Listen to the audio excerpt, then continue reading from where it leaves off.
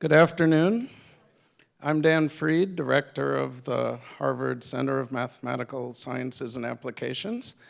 It's a center that was founded almost a decade ago by S.T. Yao, and we're dedicated to mathematics in interaction, or even better, in dialogue with sciences. And this conference will be exemplary of that. You'll see mathematics in interaction with physics, with chemistry, with computer science, with biology. And we run many programs and workshops, and if you're not on our mailing list and you're interested, they have a sign up out there. In this conference, we've scheduled the talks to be 1 hour and 15 minutes, which really means about an hour of talk, and we'll have time for questions and discussion. And those of you who are on Zoom can raise your hands during that discussion period and also participate in the questions. So without further ado, I'll pass it over to Kumran, who will introduce our first speaker. Thank you. So for the first speaker today, we have Gregory Moore from Rutgers University. He is one of the deep thinkers in many areas, but specifically also in the area of interaction between physics and mathematics. And we are very lucky to have him to start to kick off these meetings. And his talk is going to be on the physical mathematics dialogue. Thank you. Thank you, Kumran.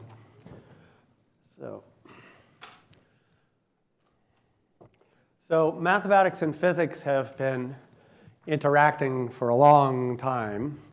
This relationship has had its ups and downs, but the last 50 years have been an extraordinarily fruitful time for this interaction, so much so that I would argue that a new field, a new intellectual endeavor has emerged, which for lack of a better name, I like to call physical mathematics. So I'm going to tell you a little bit about that today. Thank you for the invitation, organizers, to give this presentation. So first things first, what is this term physical mathematics? And so can we forward? Yes, it's a noun. That's how it's pronounced in British and American. And the definition is that it's a fusion of mathematical and physical ideas motivated by the dual but equally central, stress on equally central, goals of elucidating the laws of nature at their most fundamental level, together with discovering deep mathematical truths. Now, the prehistory of this subject is long and complicated, but surely one of the real high points is Paul Dirac's paper in 1931, where he shows that if you're going to introduce magnetic monopoles into the quantum mechanics of an electron, then you are inevitably led to the mathematics of fiber bundles and connections on fiber bundles. He didn't use those words, but that's what he showed. And he begins his paper somewhat exuberantly by saying the steady progress of physics requires for its theoretical formulation a mathematics that gets continually more advanced. It seems likely that this process of increasing abstraction will continue in the future, and he was so right about that. So in the early 70s, late 60s, some great mathematicians got interested in aspects of fundamental physics. And at the same time, some great physicists started producing results requiring ever-increasing mathematical sophistication. Some of them are still with us and still active. Some are not, including my advisor here at Harvard, Sidney Coleman. So in the past few decades, a new field has emerged. It has its own distinctive character, its own aims and values, its own standards of proof.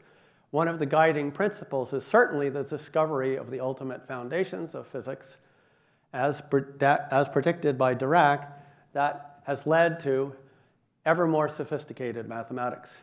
But a second guiding principle, and here's the stress, a second guiding principle is that physical insights can lead to surprising and new results in mathematics. And at least to my mind, such insights are a great success, just as profound and notable as an experimental confirmation of a theoretical prediction. That's a heterodox point of view, but that's what I think. Now, the best way to talk about this is to discuss a paradigmatic example of this dialogue between mathematics and physics. And I've given this kind of talk a number of times over the past 10 years. And the paradigmatic example that I usually use is the beautiful relationship between supersymmetric quantum field theory and the differential topology of four manifolds. As I just said, it's a beautiful story. I'm still working on it, but I've given that talk a lot, and Dan is getting bored with it. Not with the subject, just with the talk.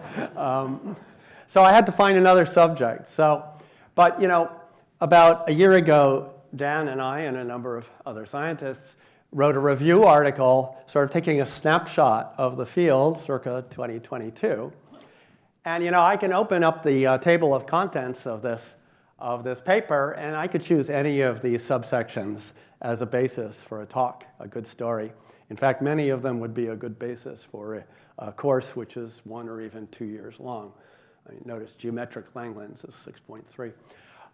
So briefly, I thought, okay, I'll talk about generalizations of the notion of symmetry. I decided in the end not to, but I thought about that because symmetry is fundamental to everything we do. And in the past few years, there's been a very interesting exploration of generalizations of the idea of symmetry. It seems like a topic which is worth funding. The Simons Foundation agrees. There's a Simons collaboration on global categorical symmetry. I'm a member of that collaboration. And then I remembered, Mike Hopkins and Dan Fried and their long-term collaborator, Konstantin Telemann, are leading PIs on that. And Mike and Dan are here, so that's like bringing coals to Newcastle. So I need to talk about something. So what am I going to talk about? Well, so I'm looking over that outline, and I decided that for inspiration, I would look somewhere over the rainbow. Rainbows are beautiful. I've never met anybody who doesn't like rainbows. But they're also scientifically very interesting. The scientific explanation of the rainbow goes back all the way to Descartes. So we know that there are droplets of water which take the sun's rays and refract them and internally reflect them and then refract them. And the index of refraction depends on the wavelength of light, and that's why we get the spectrum of colors. But something that's not so easy to explain are what are called the supernumerary arcs. So this is a nice photograph of that. So when you have a rainbow, in fact, there's a whole series, in principle, an infinite number of rainbows underneath the rainbow. Just repeating the whole rainbow over and over again. Notice that there are no supernumerary arcs above the rainbow. They're only below, and that's going to be an important theme for this talk. Now, in the early 19th century, George Airy and George Stokes decided to try and explain these supernumerary arcs. George Biddle Airy, who was briefly the 10th Lucasian professor of mathematics in Cambridge, and at the time he did this work was the Astronomer Royal, wanted to take the newly established wave nature of light and explain these arcs, and he reduced the explanation of these arcs to the evaluation of a definite integral. So we have an integral over the real axis, the x-axis, of an exponential of a function which is cubic in x and depends on z, and therefore we get a function of z, now called the Airy function. And in the case of the rainbow, z is roughly speaking the distance from the main arc divided by the wavelength of light. And the intensity, if you take monochromatic light, the intensity of light is proportional to the square of the Airy function. So because the wavelength of light is small, you need to know the behavior of the Airy function for large values of z. Well, Airy couldn't do it. Whoops, how did that happen? Airy couldn't do it. But it remained for the 13th Lucasian professor of mathematics and longest serving professor of mathematics, George Gabriel Stokes, to come to the rescue.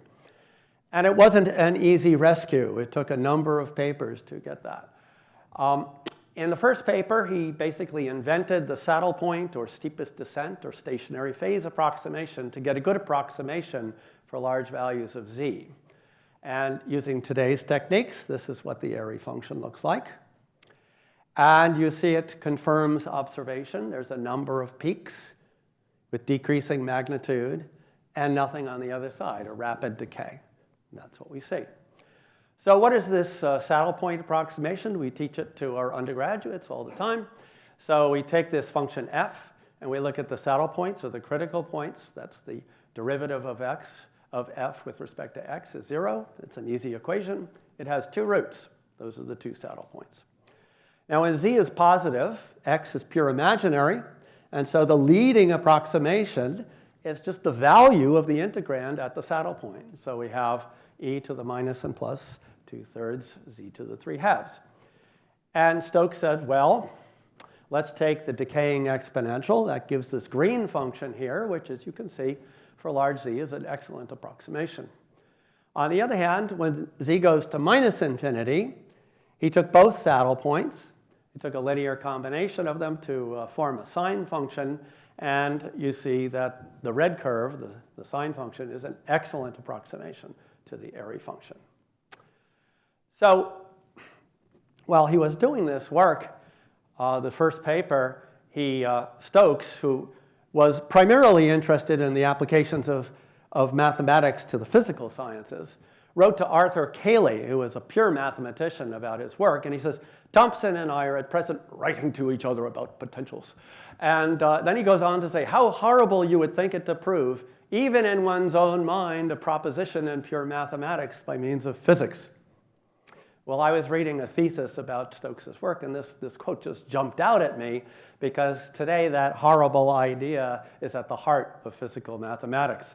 For example, in the context of cohomological topological field theory, exact saddle point integrals have led to many important mathematical developments, like the relation of Donaldson invariance to Seiberg-Witten invariance, the whole theory of Gromov-Witten invariance, floor theory, and the list goes on and on. But getting back to Stokes' calculation, there are actually three very odd things about it. One is, why did we take the saddle point x plus with the decaying exponential? Well, of course, we can see for ourselves that the sky is not infinitely bright above a rainbow, right? So we want the decaying exponential, not the growing one.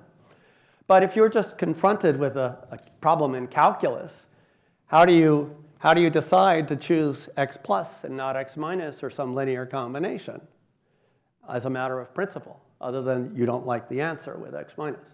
That's one odd thing. Another odd thing is that you can prove that the Airy function is a single-valued and entire function in the complex z-plane. But the asymptotics look very different from the two ways of approaching infinity. For z goes to infinity, we have one exponential. For z goes to minus infinity, we have two. So how do we explain that when it's single-valued and entire? They don't look like analytic continuations of each other. And the third odd thing I haven't explained yet about Stokes' calculation is actually he got an even better approximation. For definiteness, I'll take the case of z goes to plus infinity, in which case he got an infinite series in a parameter I'll call zeta. Zeta is 2/3 z to the 3/2. So this is an expansion around infinity, so we have inverse powers of zeta. And it all looks fine and good until you look closely at those coefficients Cn, and you discover that they grow with n like n factorial, which means by the ratio test that this series diverges always. It has 0 radius of convergence. So what do we make of that? So Stokes was confronting an example of an asymptotic series. To explain what that means, let's fix z, choose your favorite z, choose it right now, and then think about the difference between the Airy function at that z and the partial sums up to n as a function of n. Call that the error of n. And so what's going to happen is that difference is going to decay as n increases up to a point, and then it's going to start increasing. As you can see here, I chose z equals 4, and I plotted it for n equals 1 to 30, and around 20, it's looking like a great approximation until around 20, and then it starts to go haywire. So if you fix a z, there's a best partial sum. So for fixed z, the best you can do, you can show, is something like the exponential of minus 2 zeta. You can't do better than that with this asymptotic series. But if z is large, that's pretty darn good. So the history of asymptotic expansions is pretty confusing. I mean, already Stirling's approximation was pointed out by Bayes of Bayes' rule. In the 18th century, he pointed out that that's actually a divergent series. And people were confused about that. In the early 19th century, Cauchy and people like that said, never, ever, ever, ever, ever think about divergent series. Don't do that. But the modern theory began with Poincaré. There's a nice history in Dingle's book. And we now know that we should think of an analytic function together with a domain. And we should think about wedge sectors. So since we're thinking about an expansion around z equals infinity, let's look at the 1 over z plane. We have a wedge sector around 0. And so we say that f of z is asymptotic to a series like this if we choose a partial sum, fix an n, take the difference, multiply by z to the n, and consider any ray so long as that ray remains in the wedge sector. So if you take the limit along a ray in the wedge sector, you should get 0. Now, why do we need a wedge? Well, just think about the function e to the minus z. So by this definition, that's asymptotic to 0, for z goes to infinity in the right half plane, but far from case is it near 0 as z goes to infinity in the negative half plane. So supposing you have a function f of z, which is entire, and you define another function f hat of z by adding e to the minus z. Well, if z goes to infinity in the positive half plane, f hat and f of z are asymptotic to each other. But clearly, they're going to be very, very different for z goes to infinity in the negative half plane. And so what we see is that asymptotic expansion and analytic continuation do not commute. Sometimes people use the term Stokes phenomenon to refer to that, but I think it's a little too trivial to call it Stokes phenomenon. But anyway, that's a true fact, and it's certainly part of what's going on in Stokes' evaluation of Airy's integral, but there is so much more going on here. But before we go on with Airy and Stokes, let's just think a little bit about the implications of these asymptotic expansions for quantum field theory. So Stokes' asymptotic expansion is a very common analog in quantum field theory. So I was told that I have a very broad audience here, not just physicists. So maybe some of you are wondering, well, what is quantum field theory? Well, quantum field theory is the most successful framework for describing nature in the history of science. There should be an exclamation point there. Okay, but what is quantum field theory? Well, you know, when I was a graduate student, people would say, a quantum field theory is a table of correlation functions of local operators. And a better answer I would get when I was a graduate student was, a quantum field theory is all about evaluating Feynman integrals. That's a better answer. Let's take that provisionally. We're going to have to revise it. But what does the Airy function have to do with Feynman integrals? Well, here's our Airy function. Let's redefine z to be h bar to the minus 2/3 and do a little rescaling of x, drop an overall factor, and presto, we have an integral where s of phi is this cubic. And any student of quantum field theory will look at this and say, oh ho, this is the partition function of a zero-dimensional quantum field theory. So if space-time is a point and you have a real scalar field on it, well, the value on that point is a real number. So if you integrate over all field configurations, you're integrating over the real phi axis. And we're weighting it by e to the I over h bar times the action s of phi. And in general, in quantum field theories, we have other degrees of freedom, many degrees of freedom, possibly infinitely many degrees of freedom. And we want to do this integral. So partition functions, scattering amplitudes, correlation functions, all boil down to doing this integral, e to the I over h bar, s of the degrees of freedom. And it depends on control parameters, like the z, which could be masses, coupling constants, temperatures, something like that. And we want to study this thing as a function of h bar and z. So in quantum field theory class, what we're taught to do is what's called semi-classical analysis. The saddle points of Stokes are, in this context, the equations of motion. So we choose something like x plus and x minus in the Airy case, and we take a solution of the equation of motion and we expand in quantum fluctuations. So we write our general field configuration as a solution of the equations of motion and some quantum fluctuations. We expand our action. So we have a leading term, the classical term, a quadratic term, let's assume it's non-degenerate, and in general an infinite series in phi q. And then what we do is we take this exponential of these interaction terms, we expand that as a power series in phi q, and we do a bunch of Gaussian integrals. And what you get when you do all that is an expression that looks like this. You have the leading term. The first Gaussian integral is this one. And then you get an infinite series in higher and higher powers of h bar. And the coefficient of a certain power of h bar is a sum over graphs in this context. They're called Feynman graphs, over graphs of Euler character 1 minus g if you have power h bar to the g minus 1. So here are the genus 2 graphs. And then you weight these graphs by taking a product over all the vertices of the graph of some aspect of the action, the way it behaves near the solution of the equations of motion. So in general quantum field theory, so it's just like what Stokes was facing with the Airy integral. So in general quantum field theory, we face the same puzzles we encounter in Stokes's evaluation. Which saddle points contribute? And this series in h bar is typically asymptotic. So let's talk first about this second aspect, that it's asymptotic. Now, sometimes I showed you that asymptotic expansions can be extremely good approximations, like the exponentially good approximation for the Airy function, and sometimes that's good enough. And that's at the heart of the triumph of perturbative approach to QED. So famously, if we look at the anomalous magnetic moment of the electron, we can expand that in Feynman graphs as an expansion around 0 of the fine structure constant.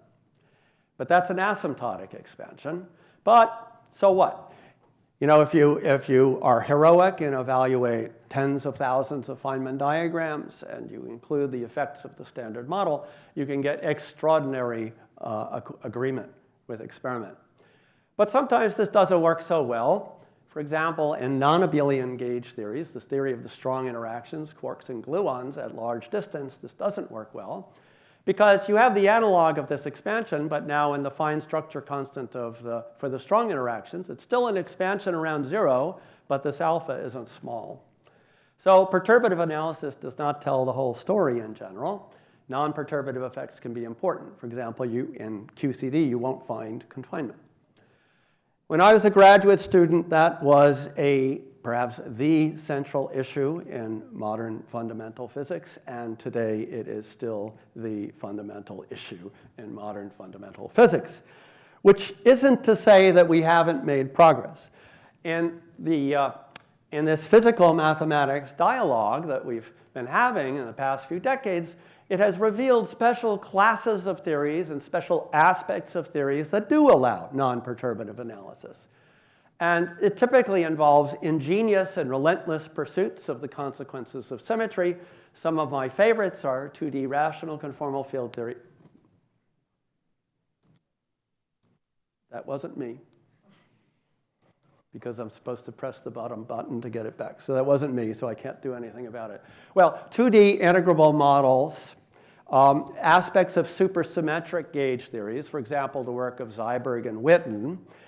And the theory of anomalies is an interesting aspect of non-perturbative aspect of field theories that we can discuss. In fact, we had a beautiful seminar from Professor Fried just a week and a half ago at Rutgers, where he talked about the theory of anomalies and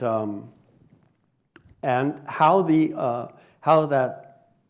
that concept has evolved from the Steinberger and Jakiv and Adler in the 70s to the present day. So now it's a very sophisticated theory.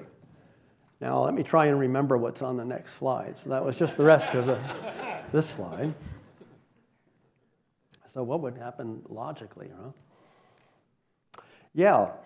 So the next slide has a good animation, so I'm not going to, I don't want to spoil it, but so it's good, it's coming. So you see the next, so we have these exact aspects of field theory. 1027, version 1026, please. But you know, with the strong interactions or non-abelian gauge theory, we don't have anything like that. So we're still in the dark about that. And to my mind, you know, solving that problem is worth a lot more than, there we go. I got it. Let me just scroll through. To my mind, the value to humanity of solving that problem is worth a lot more than 10 to the 6th US dollars. So, okay, we did all that. And so, you know, in this wider world of quantum field theory, almost there. In this wider world of quantum field theory, the things that we can analyze non-perturbatively are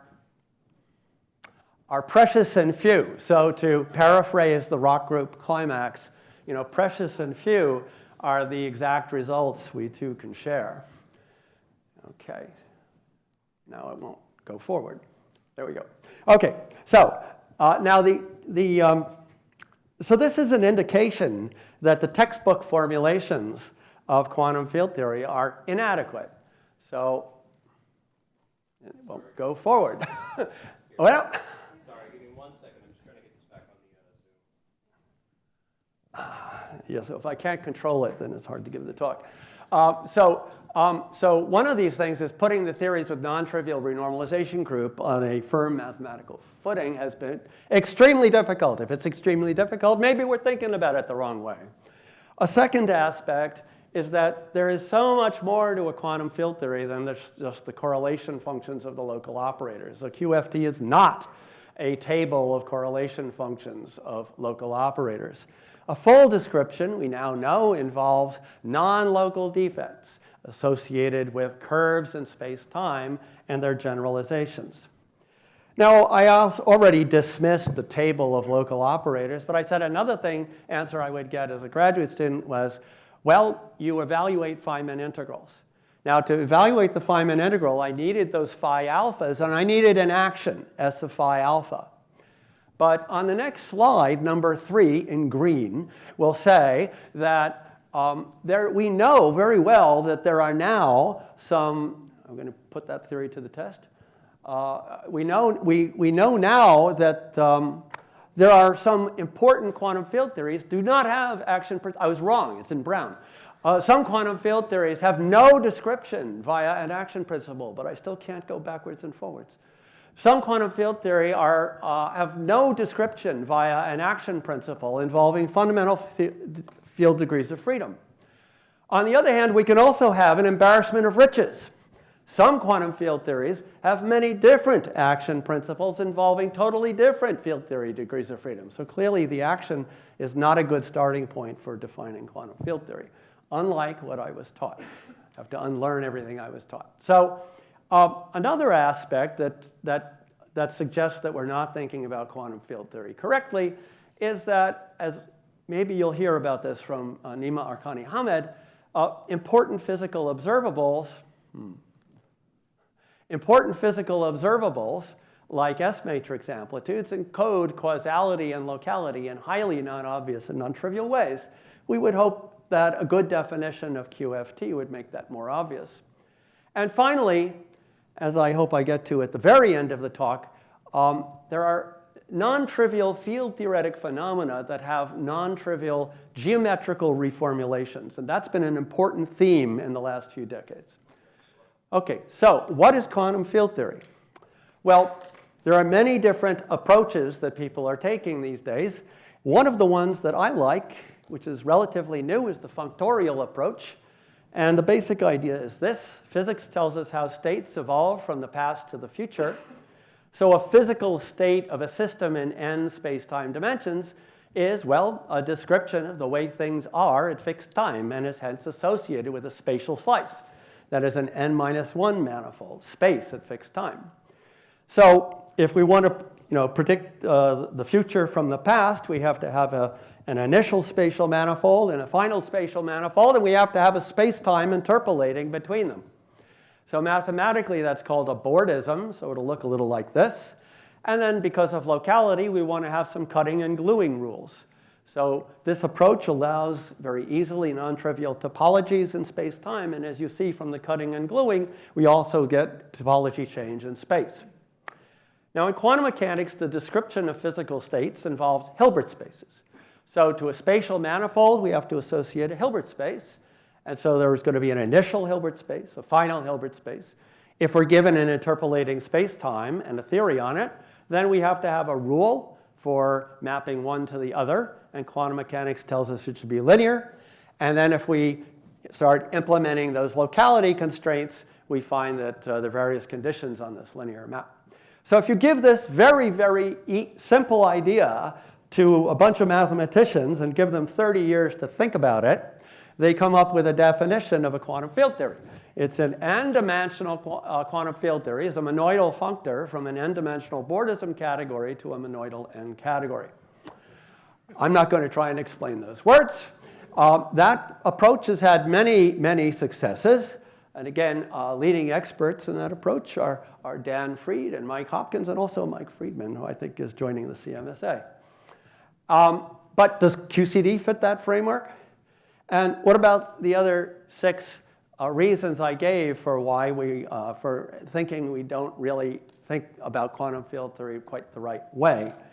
Doesn't address many of those points. It does address point number 2 on defects extremely well, but maybe not so much the others. So what is quantum field theory? Well, at the moment, we know it when we see it. But let's get back to Airy and Stokes, enough on quantum field theory. Because I said there were 3 odd things about Stokes' evaluation of Airy's integral. So what about that choice of saddle point? So remember that one saddle point contributes for z goes to plus infinity, and then 2 of them contribute for z goes to minus infinity. How do we understand that? Well, to understand this, it's good to generalize that Airy integral a little bit. So we'll look at integrals of this form, where S of phi is a holomorphic function on a non-compact Kähler manifold. So phi is a coordinate on that non-compact Kähler manifold. And z are some control parameters. And if you don't know what that means, just think that x is like L-dimensional complex vector space. And S of phi is a polynomial function in phi. And then the control parameters would be the coefficients of the polynomial. So gamma here is a non-compact real cycle, half the dimension of x. And for example, for x is the complex plane, gamma is a curve that comes in from infinity and goes out to infinity, like the real axis in the Airy function. It comes in from minus infinity, goes out to plus infinity.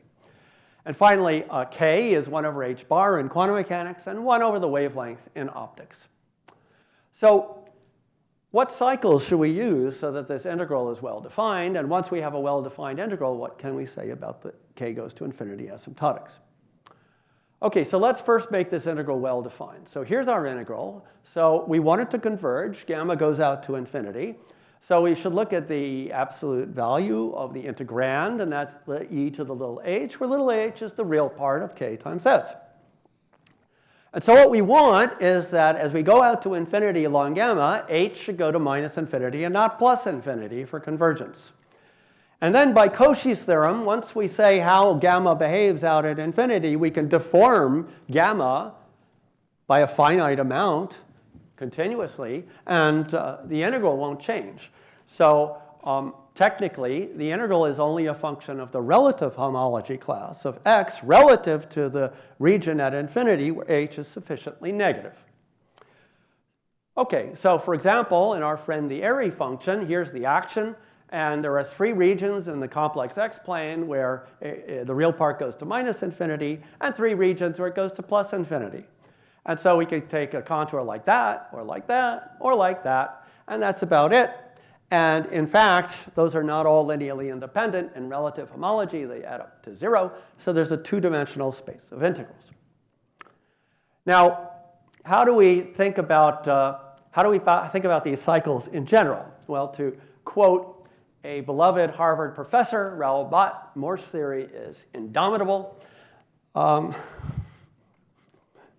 so to get a good basis of cycles, we should think about the downward Morse flows for this function h, which is the real part of k times s. So we look at the critical points, or the solutions of the equation of motion, or the saddle points, whatever you want to call them. Let's assume for simplicity they're isolated and Morse. And we look at all the downward flows from those critical points. Those will be functions of k and z, so those are some subspace of x. And you could show that it's a submanifold of X of half the dimension. So it's one of our candidates for our gammas. These are called Lefschetz thimbles.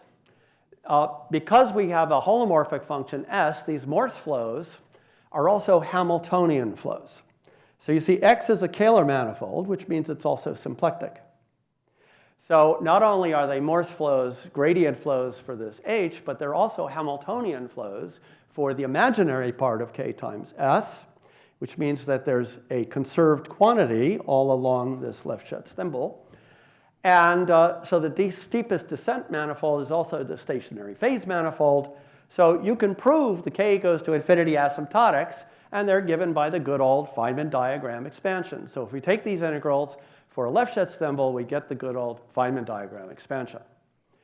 Now, these Lefschetz thimbles form a basis for the relative homology. So if you tell me how this cycle gamma comes in from infinity and goes out to infinity, then we can expand it in terms as a linear combination of the Lefschetz thimbles in relative homology, which is all that matters for the value of the integral. The value of the integral is then a sum over the values for the Lefschetz thimbles. Now, the interesting thing about the Lefschetz thimbles is that they're functions of K and Z. Okay, so we can vary K and Z. K is the Planck constant in the complex plane, and Z is our control parameter space. And typically, the thimbles vary smoothly as we smoothly vary K and Z. However, there are real codimension 1 walls called Stokes walls across which the Lefschetz thimbles jump discontinuously. So here's the definition of a Stokes wall. So we take two critical points, P1 and P2, and we look at the set of K's and Z's such that, first of all, the conserved quantity, the imaginary part of Ks, is the same. So generically, without loss of generality, one will have a larger value of the Morse function at P1 than P2. So let's say P1 is the larger value of the Morse function. So for simplicity of language, I'll call it the big Lefschetz thimble, and P2 is the small Lefschetz thimble, okay? And then we also require that there is a Morse flow from P1 to P2. And so the set of K's and Z's that satisfy these criteria is called a Stokes wall. So how do these Lefschetz thimbles jump across a Stokes wall? Well, we look at KZ space. We look at one of these Stokes walls associated to a pair of critical points. We consider a path that goes across the Stokes wall. And at some point, it intersects that Stokes wall. That's some critical value. And what happens as we cross this path is the small Lefschetz thimble doesn't jump. It basically evolves continuously. But the big Lefschetz thimble picks up some multiple of the small Lefschetz thimble, where this n of P1, P2 is a signed sum over the Morse flows from P1 to P2. So here's a caricature of what's going on here. So on one side of the wall, we have a big Lefschetz thimble from P1 and a small one from P2. And then on the Stokes wall, there's a Morse flow from P1 to P2. And on the other side of the wall, the big Lefschetz thimble has picked up some multiple of the small one from P2. How does that work in our Airy case? The blue curve there is the small Lefschetz thimble. That's the one associated with the critical point x plus. So I'm working here where z is positive. And so on one side of the positive axis, if I give it a small phase, I epsilon, then the big Lefschetz thimble is the red one going through x minus. And as I cross the real axis, the big Lefschetz thimble jumps discontinuously. So now we are in a position to explain this weird thing that Stokes found, why there's asymptotics, a single exponential at large positive z, and a linear combination for a large negative z. So here's the z-plane. That's the origin. Let's start out with z large and positive. Well, the real axis for z large and positive is a Lefschetz thimble in relative homology. Okay, so it's just, as a fact, it's a Lefschetz thimble. And that's why we should only choose one of those critical points. It would take infinite energy to deform this to get a multiple of the other Lefschetz thimble, an infinite amount of action. So that's that. So now let's, oh, sorry. And so in the neighborhood of the positive real axis, the this Lefschetz thimble for x plus is the small one. So we already saw that. So now let's take the phase of z and increase the phase of z from 0 to pi and ask what happens. Well, what's going to happen is at some wall called an anti-Stokes wall, the two thimbles are going to have the same value of the Morse function at the critical point. Okay? So across this wall, they're going to exchange dominance. Okay? So on the other side of the anti-Stokes wall, the plus thimble is the big one. Now, the Airy function is still the integral over d plus. It's just that the Airy function got big. It's the dominant Lefschetz thimble, but it's still the integral over d plus. But now, if we keep increasing the phase of z, we're going to encounter the Stokes wall for this pair of critical points, x plus and x minus. And across that one, the big Lefschetz thimble jumps by a multiple of the small Lefschetz thimble, the small one now being d minus, and that multiple turns out to be 1. And so the big Lefschetz thimble jumps discontinuously to d plus d minus.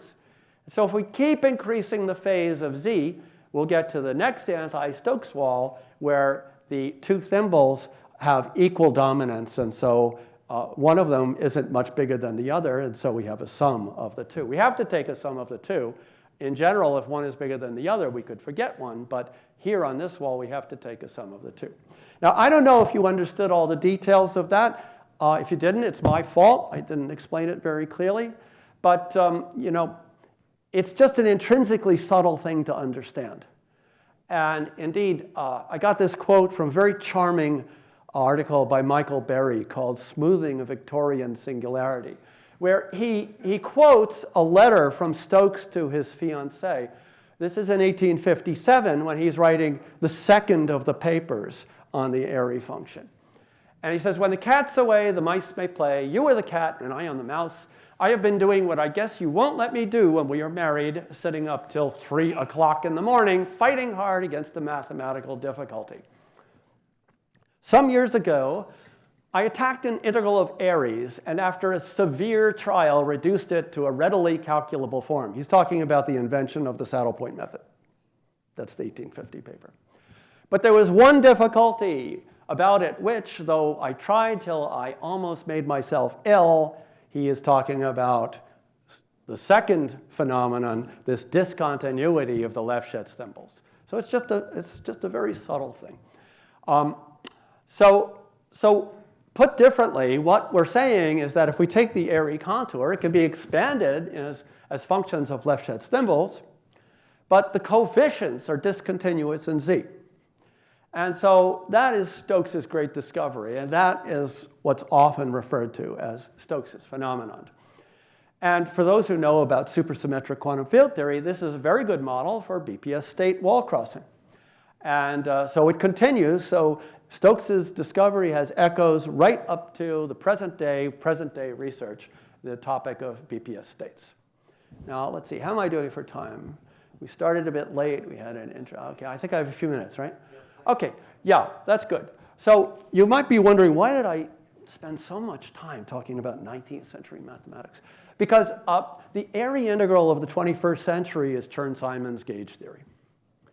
In that it's a very special class of quantum field theories, but one which is very rich, about which we can say exact things, about which we can learn a lot of general lessons. So Chern-Simons gauge theory, many of you will know, some of you possibly don't, is a gauge theory for a gauge field A with gauge group G on a 3-manifold M3. And you know, if you squint, it looks a little like the Airy integral anyway. So the nature of this theory depends very much on the gauge group G. So if G is compact, to paraphrase a renowned remark of Edward Witten, it's a piece of 21st century mathematics that fell into the 20th century. That's a theory that we've investigated a lot. It has lots of exact results. There's deep mathematics and physics. For example, the relation to RCFT is an early example of holography. Whoops, why does this keep jumping like that? Early example of holography. The fractional quantum Hall, physically, it has to do with the fractional quantum Hall effect and abelians, and anyons, abelian, and non-abelian. Mathematically, it has to do with modular tensor categories, Witten-Reshetikhin and Turayev invariants, quantum groups, and the list goes on.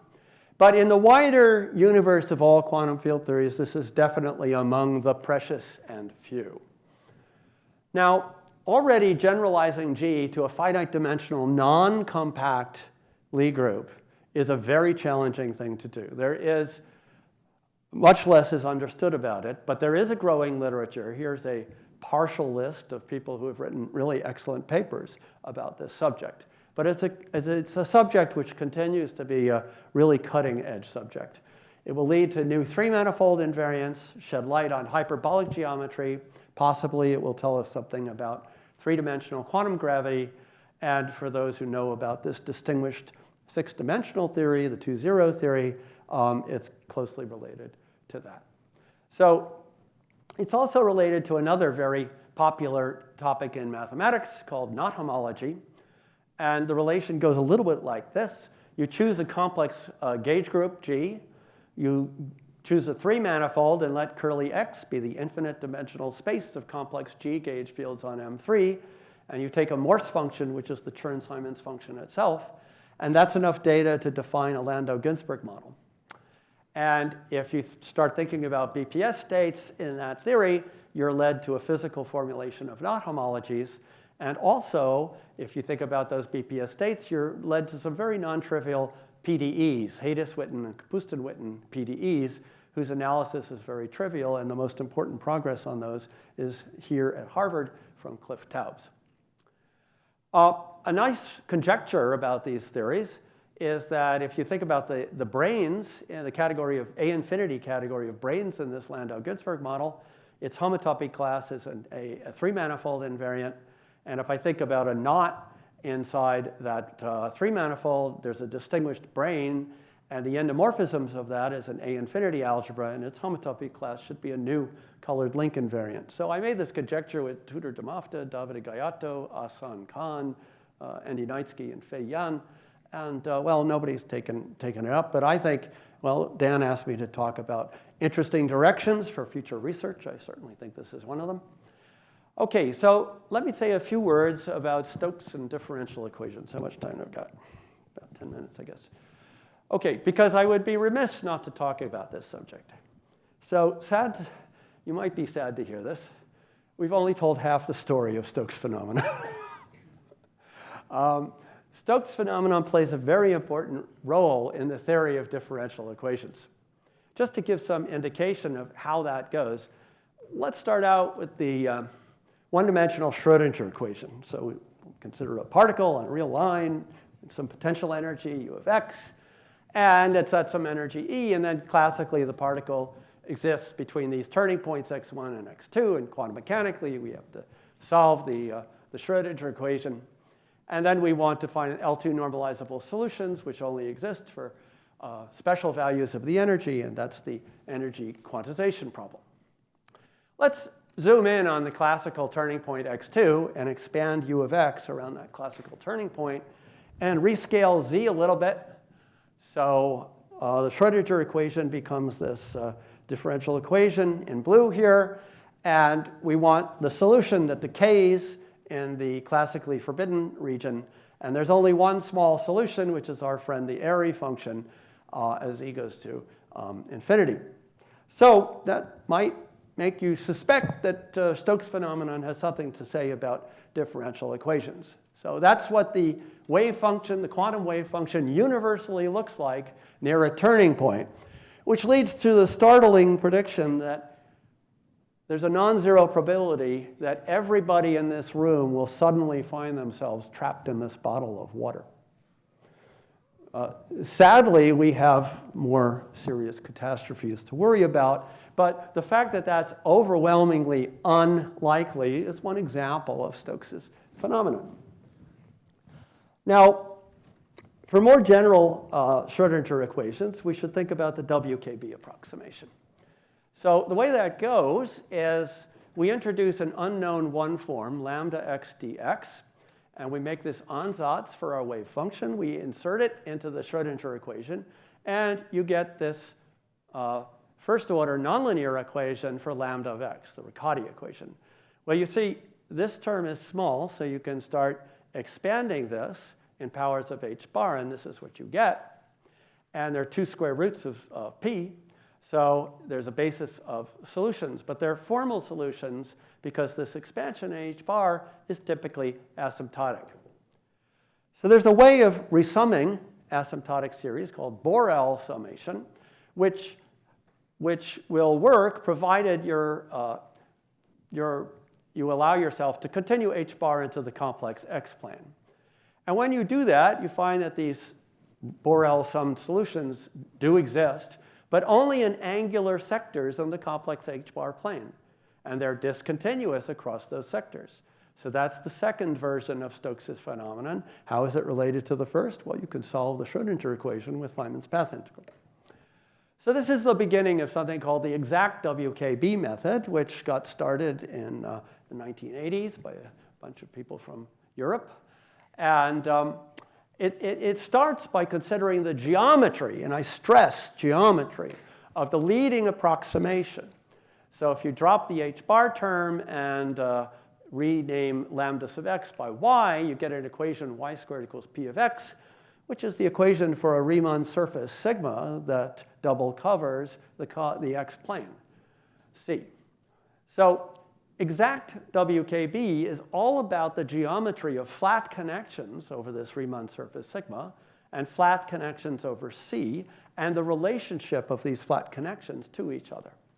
Just to give you a taste of how that goes, let's look at Bohr-Sommerfeld quantization, which we learn about in our textbooks on quantum mechanics. So here's our double cover.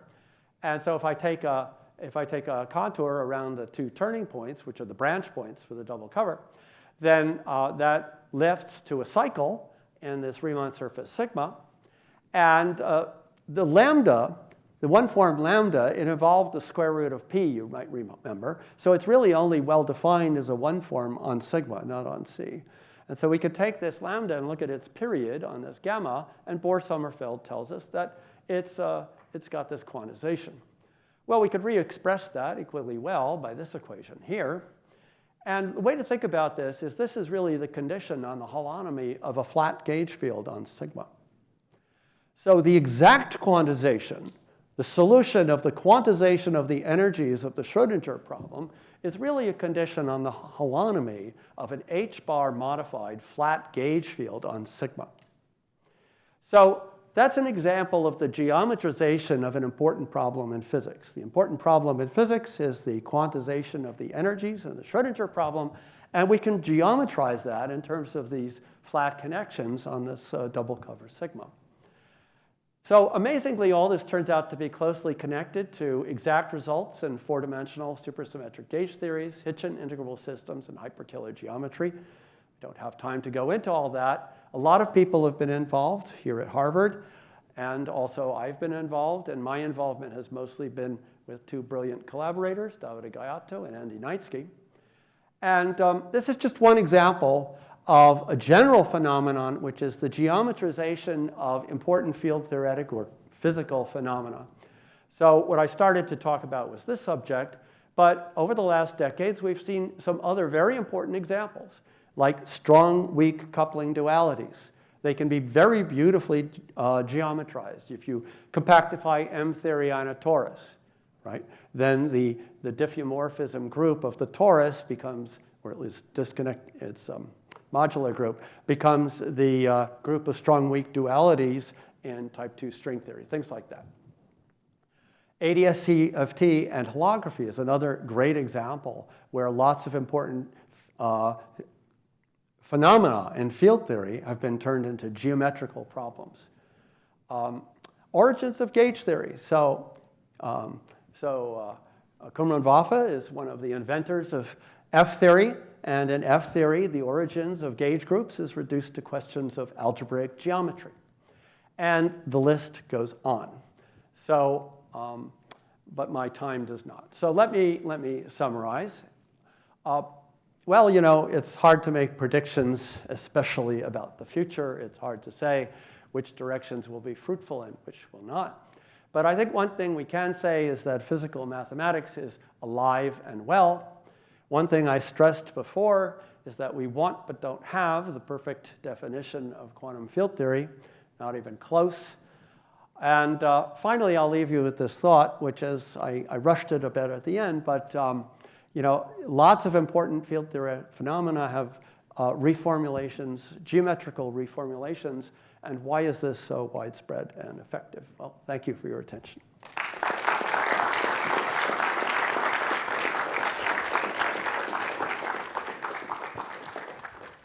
Any questions for Greg? Hi, thank you for your talk. I hope this is not too much of a philosophical question, but oftentimes in mathematics, we find equivalent ways of describing a particular phenomena that occurs. But in physics, I often see one type of reality rather than equivalent descriptions that may have different interpretations that we don't see. Oh, well. So, for example, in the Bohr-Sommerfeld situation, as a physics undergrad, I've never thought of it in this way. What does that geometry actually correspond to? Or is it just a mathematical convenience that we use to solve a particular problem and explain it mathematically? Okay, so let me begin with the specifics of this Bohr-Sommerfeld example. That Riemann surface sigma has, if you like, a very important physical meaning. So I was beginning to talk about class S, which is a certain class of four-dimensional supersymmetric field theories. Now, you've probably heard of Seiberg-Witten theory, where they are able to solve aspects of the low-energy dynamics of in their case, a certain supersymmetric quantum field theory, and then that's been vastly generalized. And part of that vast generalization is this class S. And that Riemann surface sigma has a great deal to do, it is the Seiberg-Witten curve for certain supersymmetric gauge theories. So that, I would say it's far from a mathematical convenience. Witten went on and wrote a remarkable paper where he said, well, we can actually give more physical meaning to this surface sigma by considering theories of what are called five branes wrapped on this. And so he put it into a bigger context of M theory. Now, about your point that in physics there seems to be one point of view, well, I would argue strongly that exactly the opposite is true.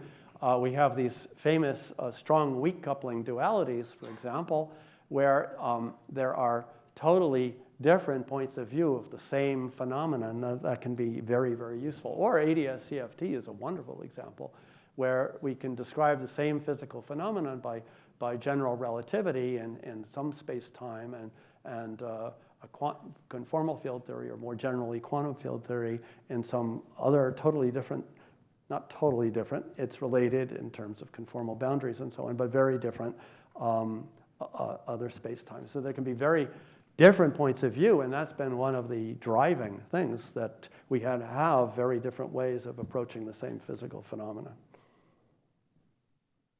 Any more questions?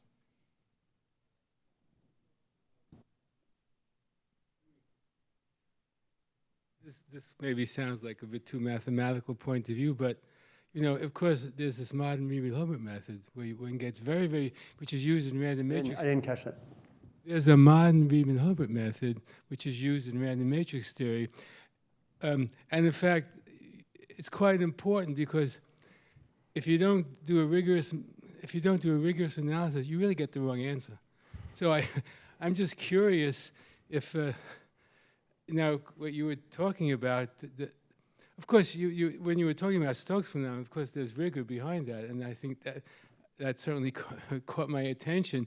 And in this modern method of the Riemann-Hilbert method, it's quite crucial to be very rigorous. So you just get the wrong answer, and physically you get the wrong answer if you. So does that play any role? I mean, the beautiful geometry Plays a huge role. What? It plays a huge role. So, I mean, this class S story and spectral network story is very closely related to Riemann-Hilbert problems.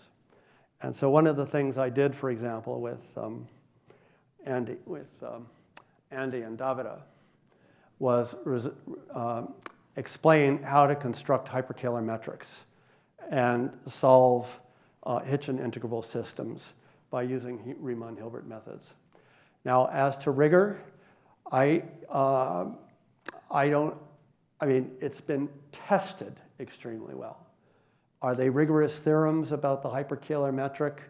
Andy tells me no, but he's tested it extensively. It means that you construct the metric numerically, and then you test that against, you use the Riemann-Hilbert problem, which can then be solved iteratively. And then you take that iterative solution, and then you test against known things about the hyperkähler metric, and works beautifully. Any other questions? No questions in this, oh, there, one more question. This is a question to put you on the spot, but out of the many formulations of quantum field theories that have come about over the past, century, right? Algebraic quantum field theory, constructive quantum field theory, topological quantum field theories, functorial field theories. They all have their pros and cons. Mm-hmm. What are your opinions about how we should think? I mean, you mentioned this at some point in your talk. We should really continue to rethink about how we think about quantum field theories. What are your thoughts on all of these different programs? I think they all have a lot of, as you said, they all you put it very well, they all have pros and cons. If you look at our panorama, we actually go through that list. You gave part of the list, and I think we mentioned some of the pros and cons, but that's the situation. We have various approaches. They overlap in various ways that we understand, but I was just before this talk, I was in Professor Fried's office, and he has a big book by Talleyrand, and the title of the book is "What is Quantum Field Theory?" ? So, and it was published in 2022. So, we need to keep thinking about it. We need to keep exploring it. There are lots of interesting approaches, and that's what as I said, when I got here at Harvard, that's what people told me to think about. Well, it's still a problem to think about. It's a very, very rich and deep problem. Any other questions? Anything on the Zoom question? No questions on the Zoom. No more? If not, let's thank Greg for a wonderful talk.